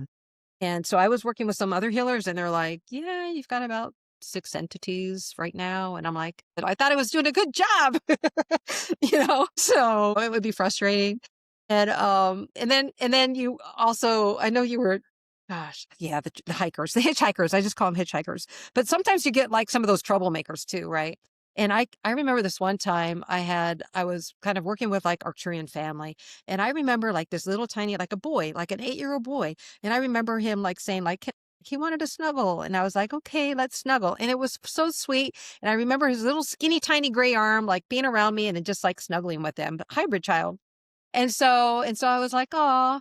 And then it couldn't have been a week later, this arm kind of comes around and I'm thinking, this is like this hybrid child again. So I'm kind of going in with tenderness and I really wasn't focusing on like not only protecting my physical body, but my astral body, right? Your subtle bodies. And so this being came in pretending to be my hybrid child. And next thing you know, I was locked in and trying to escape and couldn't move. And, that whole dream paralysis stuff going on. And finally, I can remember like sometimes I'm like, I know my husband's sleeping next to me and I'm like trying to call out to him. And it's just like, nothing's happening. And then finally, you break free from that. And then you kind of wake up and your heart is racing because of the energy. And you're thinking, man, what was that? So there are definitely good reasons to make sure that you're really aware of the energy and all of its availability within consciousness because, high, middle, low planes, and so if you're not really, you could send love to the lower planes, but you don't have to connect with them and raise their vibration, but you don't have to like be in that field. But there have definitely been a few times where I've crossed over into that field and I'm like, good Lord, like now what? So it's a curious thing for sure. So you can have these physical experiences, but then there's some people that don't feel the physical at all. They just, maybe they're just seeing things clairvoyantly, or they're hearing things clairaudiently, or maybe they're feeling the energy with that heart racing that happens. And they're like, oh, why is my heart racing? I remember wearing a monitor for a full month because I was getting so much energy and my heart was just racing, racing, racing. I was like, God, what is happening? Like I went in for sonograms and they're like, yeah, no, heart's fine, but we're going to put a monitor on you. And every time you're having an episode, like hit the button.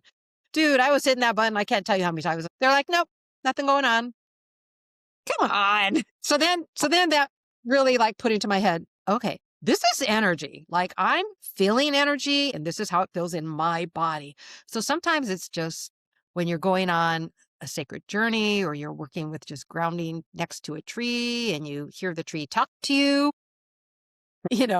when you have that conscious awareness to be open to those kinds of experiences, you have more of them. So once you start moving into that trusting yourself, trusting who you are as a being and understanding more of those higher realms of consciousness, that really gives you that opportunity to open up into your magic, right? Because everybody has access to these gifts. And you've said it, and I'm going to repeat it. Jesus said, you're not only going to be doing what I'm doing, but you're going to be doing more than what I can do. And when you start realizing that, oh, yeah, I've laid hands on people and I have felt that energy move in their body, and they would go, oh, yeah, that pain is gone. A gentleman that I worked with who had a bad accident and he's got like braces and stuff in his, I'm showing a hand, but it's in his ankle, that he doesn't have that mobility, that after working with him, he's like, yeah, it doesn't hurt me to stand on my feet. Like I can work all day without being in pain all day long. Now, you were talking about memories a moment ago, and do you Yeah. have any unforgettable like messages that happen during a channeling session that you'd want to share? Gosh. Something that stands out. I mean, we meet every Wednesday, so there's so many that stand out between our connections with dragon families and gnomes and the unicorns. It's like a whole thing. The message that keeps coming up again and again is that you are loved. We are with you. You're not alone. You are worthy. You are loved. I mean, that is dynamically the most repeated message out of every being I've ever channeled. So, yeah. What it What it reminds me of is the fact that we live in a culture that kids do, in a sense, seem to have to earn their love from the people around them, or I did, especially in my childhood. Hmm. And Yeah. I see that a lot. We're trying to earn our parents' love. And well, for one, because we're told that we're going to go to hell if we don't act a Huh. certain way. There's a lot of religious trauma. So even at a young age, I feel like we're kind of taught that we have to earn our way to heaven or that we have to earn God's love. There's just a lot of ways I feel like that our culture lacks truly knowing that we are loved. And there's so much judgment in society. So it would make sense to me why that would be such a common message to try and send out to the people here is so that they do feel loved and held, because we just don't have a lot of that. Yeah. We lack Yeah. that.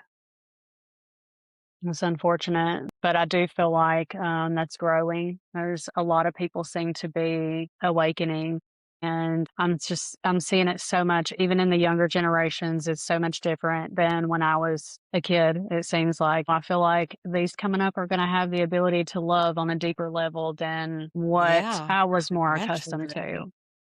Oh yeah, we had so much garbage put on us by our parents. I mean, come on. So they had all these, traditional right and wrong and male and female, the whole gender roles and all of that. Yeah. And so that's definitely coming up a lot. And I think there's definitely a lot more acceptance. And I think the whole, politically correct aspect of what my kids' generation were going through, that they have more sensitivities to, like don't call out like how somebody's eating, no body shaming, or don't judge what they're saying, or they have the right to speak their mind without you, shutting them down, and or saying things like, "Oh, you crying like a girl" to a little boy, or some of those old lines that would be said to us as children being grown up. A lot of the old, and actually talking about the throat chakra, the whole, only speak when spoken to, or you don't speak around the adults unless they ask you a question. Yeah. So yeah, so there's a lot of changes where children's voices are being listened to. But the teens today, gosh, they're so dynamic with their communication with each other. And I do think that there was a lot of opportunities. Even the whole, I feel like my kids went through with social media and that kind of the bullying online stuff. And even that has changed in past years, where it's like, no, no, no. There's like a no tolerance rule. So, there's a lot that's being stepped up, that people, humans get a chance to learn who they are, to be able to express themselves. And even the idea of yoga and Reiki, where years ago you would not have seen that in a movie. Now it's pretty prominent, like, oh, I'm going to go meditate now, or like there's a lot of that introduced into, like the big screen. But I feel a lot of us that have those kind of those, like the galactic touches or whatnot, that we're kind of like the Star Trek generation. We like to watch all of those movies where you can see all the different types of beings that trying to work together, and yeah, they have their battles, but you know, things all work out in the end. So yeah, that's kind of funny. So I was going to tell you, because we were talking about the Philippines. I know, like an hour ago. So this one time, because I have these dreams that are so vivid, and everybody is like Oriental. And I'm talking to this guy, and he's like, well, when are you coming home, Wendy? And I was like, I don't know. And I'm like, where's home? And he said, the Philippines. And then when I woke up from that dream, I was like, man, when am I going back to the Philippines? Yeah, I missed the Philippines. I had some, really fond memories from childhood. Riding the carousel. It was basically a horse-drawn buggy that cost like less than a Yeah, peso. I That's was on like them. their currency. Yeah. The carousels, the jeepneys. I used to ride caribou. I have a caribou story. Well, I'm gonna rewind a little bit. Like when you guys had a conversation about, the world being more judgment free, but I like the way Christina raises her son, Jacob. Like an example of that would be she doesn't teach him to judge other people, teaches him how to use discernment. Don't respect the title because that person has a title. They're a police officer Yes. or they're a pastor. Really judge the person for the content of their character, not because of the Yes. title. Yeah, the heart space. Yeah. Because Yes. So some of the valuable. most atrocious acts have been done by people In that were authority, right? people in authority. Yeah, Yeah. I definitely raised him wildly different than Yeah. I was raised, and I would say wildly different than a large portion of the population, Definitely. probably. I teach him empathy almost daily. Just in all interactions, we practice empathy for Yeah. others. And it's quite unique watching him grow up with that because again, it's wildly different than what I experienced, and just to see his little heart blossom at such a young age. He was channeling Christ consciousness when he was 4 years old. Like this one experience I had with him in the car, it's like Christ consciousness come up out of him and he starts channeling this information and he was speaking through, but I could just see Christ consciousness and those fiery eyes like Yeah. speaking directly at me. And I turned around and I said, Jacob, that is cool as shit that you can do that. But don't forget I'm your mama now. And he's like, he just looks at me and smiles and he says, I know, mama. Yeah. But he went through this couple year period where he was channeling some pretty incredible things. And I feel like he was remembering a past life or two because he was telling me all of these different types of bombs that and giving me specific names. And I later confirmed with a friend of mine in the Air Force that everything that he was saying was very accurate. So, anyway, but I feel like really teaching him about that heart space energy and to keep that open and to practice empathy and to kind of live the way that Christ really taught us, was trying to tell us how to live. And but it's given him that ability early on in life to start walking more comfortably in that esoteric path of learning and knowing and connecting with higher dimensional beings and stuff like that. And so Right. it's really unique to watch him at that age be able to do that. It's beautiful. Yeah. That's like so my grandchildren since they've been little. I mean, my eldest is 8 now, but I've always worked with them with like, oh, somebody got hurt. Come over here. I need your healing energy. Like, let's do healing energy together. Imagine, like a ray of light, and I'll give it a color or whatnot, and then we'll, put your hands over, just send the energy out, and then we'll practice like playing catch with an invisible energy ball, just so that they get Yeah. Yeah. they get in tuned with That like sounds what fun. that energy Yeah. feels like. And so, yeah, so, I don't live close by, but whenever I get that chance, but I just like you were saying with your son, I really feel that heart energy at these like the younger kids that are coming in. Oh my gosh, they just make my heart melt whenever I'm around them. They're just so delightful.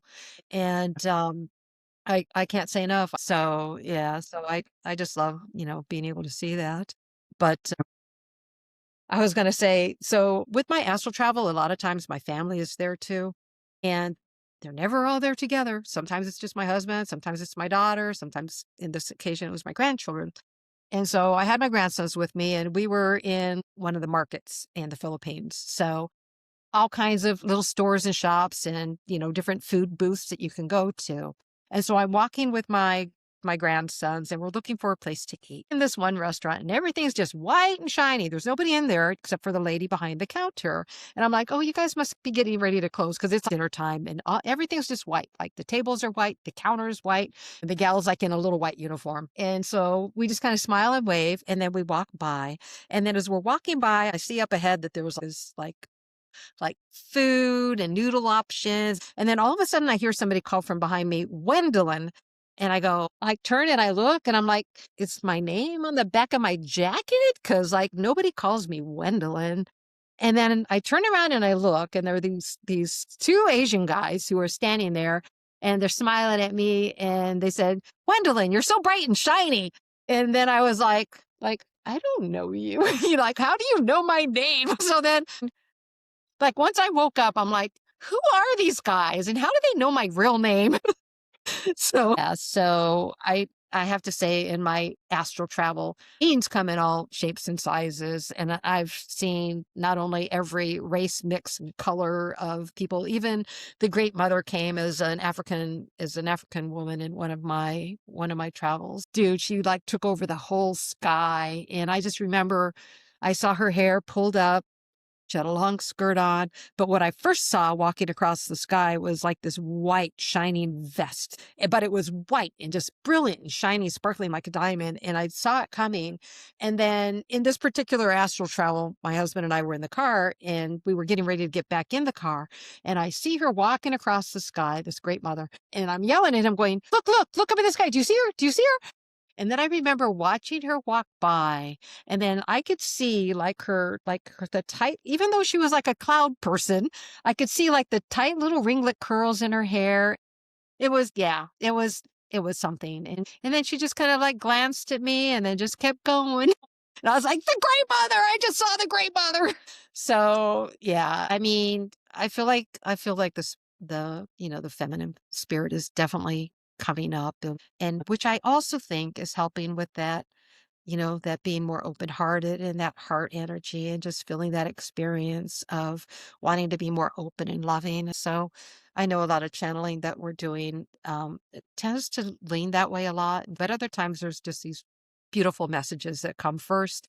And then we'll, have the banter of, oh, who wants to ask a question? But we're always sharing light language and translating that. And I was doing light language as a kid. I didn't know what it was. I thought I was just, pretending noises. I don't know. And then once I realized it was like, oh, that's your soul song. And, once you start to tap into that and realize that in the Bible, it even talks about in beginning, there was the Word, and the Word was God and God was the Word. Well, what's the Word? It's spoken, right? So it's not like it was a written language. It started out vocal, sound. And so there's a lot of messages that come across with sound. And so when you tap into your own heart sound, your own heart song, that's when, the light language comes. It's not something that I've experienced too many times, but I have a friend in Pennsylvania where she did a session with me and kind of guided me into the process. And it was a neat little experience. And then I don't know if you saw the monks traveling from Texas to Washington, D.C. Well, we went to Selma to walk across the bridge with them. Nice. Yeah, it was such a unique experience for me because being a reader of energy in the field, I was so excited. I wanted to go not read their mind. It's not that, Right. I know what you but mean. it's kind Their of like energy. reading their consciousness, reading their energy. I remember telling Richard I wanted to go swim in their energy and see what there was to experience. And it was such a wild thing for me because when I got there, I'm viewing like their energy. There was just such stillness that there was absolutely nothing to really swim in or experience. It was such a mind-blowing Peaceful. thing to me. But when I was standing on the bridge there and they were tossing these flowers off into the river down below, like I could feel my energy start to come up and I started speaking this thing, but I could feel that the energy was directed to this man that was standing in front of me. Of course Yeah. I didn't know him, but it's like this stuff Right. starts rising up through my vocal cords and I start speaking and I was like, okay, I've got to remember it. And so after I said this thing, whatever it was, I was like, okay, lock it in my brain, say it over and over because I don't want to forget what I just said. And so Right.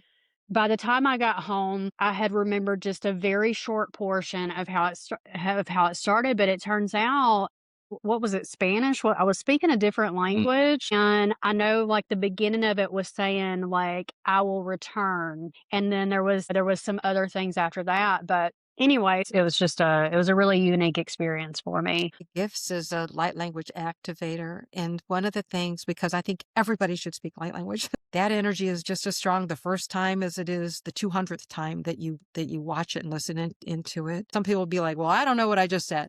And so then they get into this whole like limiting themselves into what they can and can't do and what they do and don't know. And so I like to really put it out into their mindset right from the get-go. I mean, you can start out just by saying Om. So, and then as you start to allow that sound to come up and be expressed through you, then your light language will come through. I'll start to hear like the beginning and then it'll repeat. So I'll hear like the first 3 words, repeat. And then I'm like, okay, that's where I start. And so then I'll say those words. And then once I start saying those words, then the rest just comes out of me. But a couple years ago, we have a boat on Lake Michigan. I think it was the first time I was out there, the Coast Guard goes out and they do a blessing over the lake and they're, throwing flowers and whatnot. And I was like, oh my God, I love that. Why didn't I ever think of that before? So I'm like, oh, let me do some flower blessings. So at the beginning of boating season, I'll always go and do a blessing for our boats, all the boats that are out on the dock, and then for the people. And then of course for the water, because there's so many people who are in and around that water. And then the water dragons help me with that. They're just such loving beings. You just step away from the ferocity of them. They're fiercely loving. Let's put it that way. They're fiercely loving. See, I'm learning all of this stuff as I go because in my journey, I have not been allowed to research anything, to watch much of anything. It's like you said, you were talking about Reiki. I actually had a business where I was a Reiki practitioner, but I have never even read really even what that term means. Yeah. I actually tried one time to take a course because a friend of mine had purchased a course and she was like, hey, just use my login and get in there and do it. And it's like I got in there and got started, and Spirit was like, what are you doing? Did I tell you to do that? And I was like, my bad. No. So here's what happens to me. I'll be guided to like pick up a book and start to read it. And usually I'll just like read through like the chapter headings. Like I'll get the book because I like the physical. And I might read like the first couple of chapters. And then I feel like it's like an Edgar Casey moment, like slept on the book. Okay, I got the info. And I Same. can't pick it up and read it. It's like, I'm the it's like same. understand it, but I never like read it. So yeah. So that's I'm kind of funny. exactly the same. I have about 150 books because I'm a collector, but I've read like 2 of them, and that's the Emerald Tablets. In my earlier years, I read the Bible, so that one is read, and then a Only couple 3 more. times for me. I had a life as a monk, apparently, or a priest, and that energy was just coming through so strong 3 times. I mean, every begat that you can imagine that you never want to read twice. 3 times. And then I was like, why am I obsessed? Like I didn't understand that energy. It was making me crazy. I had to read page cover to back, every word. I'm typically now guided. I'll sit, in front of my books and I'll see that one is highlighted. And I'm like, okay, well, let me go grab that. And so I'll typically flip somewhere in the middle of the book. I have a message in there for myself and I'll read that little paragraph or 2. Mm-hmm. And then Yeah. another book will be highlighted and I'll go grab that book and open it up. And it's either a continuation of what I just read in this other piece, or it's another message for myself that's applicable in the moment. And that's how I read books, is to pull it and read a little section of it and then go put it back. But I even had this experience in Denver. So I dropped my friends off at a restaurant and Spirit told me to look up this particular place, this particular thing. Yeah. And so I did, and I drove over there and I thought it was going to be an old antique store. And I got there and it was an antique hardware store, and that's all they carried was antique tools and hardware. And Spirit is like, get out and go in. And I argued with Spirit and I was like, there is no need for me to go into this antique hardware store. Whatever. Here I am in downtown Denver. I don't feel like getting out here by myself, but whatever. Just forget it. And so I go in, I walk around, and I'm arguing with Spirit, like, I don't need to be here.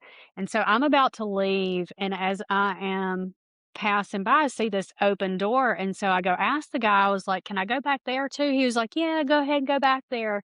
And so I walk through the door and I look to my left, and amongst all of this huge place of tools, there is a bookcase over there with old books on it. And so I popped back out and I was like, "Hey, are those books for sale or is that?" He's like, "Yeah, I'll sell them to you. They're not priced, but if you see something you like, bring it back." And Yeah. so I'm drawn to this one particular book and I open it up and the paragraph that my eyes are drawn to lists my father's name, my grandfather's name, my Oh uncle, my my gosh. aunt, and one other. Now, all of these people were tied to a hardware store because my grandfather owned a hardware store when I was a kid. It's kind of where I grew up in my early Yeah. childhood. My dad and his brother, who his name was in the book, his brother's wife, they all ended up inheriting the store. And so I was like, okay, so I'm in this antique hardware store that I was led to. I just opened this book to all of my family's names that are attached to this hardware store in my childhood. So anyway, I instantly knew like I'm supposed to buy this book. And I did. I went and spent it was I think like $8. But it's a talking book, like, it'll call me occasionally and, Give you a have me message. flip to a particular page to get my message in that moment, and so that's how I I read. I love never that. read a book cover to cover. I can't focus on it long enough to do so. Ah, the focusing. Let's talk about how energy pulls your focus. Like that's the whole thing. Yeah, yeah. I It's mean, pretty severe so over here. so I remember you're talking about the book flying across the room for you. And I was like, oh my God, that reminds me. So there was a crystal shop. So I'm wandering around the store and I get through and I think I find some raw tourmaline. And I was like, okay, I got to take that. And it was really sharp. So I got pricked by it and that wasn't fun. But then I walked around the other corner and they had like all these like Tibetan singing bowls and they had different ones. And I was like, oh, like I think I'm supposed to get a singing bowl. And so then I was trying the different ones and I was kind of drawn to like the larger bowls. And so I had this bowl and I tried it and I put it back and I tried another bowl and I put it back. And then all of a sudden, this small bowl that I hadn't even looked at, hadn't touched, it wasn't on any of the shelves I was doing anything with, flies off the shelf and I catch it in my hand. And so I kind of like looked at the rest of the bowls and I went, I guess I'm supposed to take this one. Yeah. So that's the one that I have, but I definitely think those moments where you're like, what just happened? And then there's only been one time when I actually saw like a human being person physically, and they were walking through my house, and I was sitting on the couch just looking out my patio door, and had fallen asleep, and I woke up, and I just remember being like, "Bzzz," like that. I call it quantum field, but it feels like your whole body is buzzing, even though you're not shaking but you feel like inside your body is like bouncing around water, inside a vibrating chair or something. So I wake up and I feel this energy and then I'm in a recliner and I look in front of me and my TV is off. So I was just like sitting there. And then I see this guy just like la la la walked across my living room. I don't say hi to him. I don't say anything. I just watch him go. And he really looked like just like how when they show you in movies, like, oh, there's a ghost. And like you can see everything physical, see what they're wearing, but they're see-through. And so he like walks through, he's got brown hair, he's wearing like a collared shirt, going to work, tan khaki pants, a black belt, and he's just walking like I'm just like on the sidewalk going to work. And then I see him go across my family room and then through the door in where my bathroom would be. And I was like, huh, I just saw that. So yeah, so that's just like one of those moments I was like, okay, check. I have seen a ghost. But was it a ghost or was it just me peeking into another dimension because I was just coming from this, unconscious to conscious. And Yeah. maybe I was just peeking into fourth dimension or something. So, yeah. That's what I was gonna ask is how you interpreted that because I've had similar experiences. One, it was standing in front of my bed and had on a red shirt, jeans, blonde hair. But this one, when he turned around, I could see that he was physically hurt and probably didn't survive it. So, Oh gosh. yeah. So that one was pretty severe. But since I've had several of my friends, as they passed away, before I knew they had passed away, these figures would start showing up in the room. And so a lot of That times for happened. me, it will be people I feel like who are crossing that Yeah. bridge, that are headed over will come. And I don't know. Someone once told me maybe it's like because I have the ability to see or be aware of them, that Yes. it's kind of like a light in that realm of in between us where they see that I'll be able to view them and that they'll try to come and communicate. But I really don't know. I really haven't pieced together a lot of 3D wording and talked with other people that are having these experiences. I've mostly just had them, and now try to I talk it got you, out. girl. Zoom session in the future. You're gonna have a whole new spiritual team. You're just gonna be like, okay, wow, this group. So yeah, I can't wait for you to come and join us. The group is just dynamic, and channelers and mediums and people traveling, doing earth work and grid work and different kinds of downloads and messages and writing out channel messages. And so everybody's unique, but we find that we have this connection, and a lot of us had that connection to Isis and having been Isis priestesses and back in those parallel lives. We'll definitely have to get together and have more conversations of some of these unusual or kind of out there exterior, because they're fun to talk about. We don't have enough time. We could be here all day. I know. I'm saying it. I'm like, I have like 3 pages of notes. We could, we'll get together in a few months We're gonna have to do a part 2. after Christine comes and joins us for our channeling group. So yeah. Well, you know what? We want to thank you for your time and sharing your spiritual journey with us. What is the easiest way for people to get in contact with you? They can obviously find me out on my YouTube channels and message me there. Find me on Facebook as Wendy Napolitano. But I would say using my email as elemental funshine, because you got to get that fairy energy in there, and the gnomes like to play. And so it's all one word, elemental funshine @gmail.com. And then of course you can message me through, because I have a Facebook page too for Channeled Illuminations. So if you want to messenger me through Channeled Illuminations, you can do that as well. All right. For those of you watching, we appreciate your time. And if you found this video interesting, please like, comment, and share it with those in your circle. And Wendy, thanks for your time today. Oh, you're Thank you. so welcome. And this channel and Christine and Richard are so lovely. Thank you so much for having me today. It was a lot of fun, and I do look forward to our ongoing friendship, because Me it's too. totally happening. Same here, definitely. Yeah, definitely.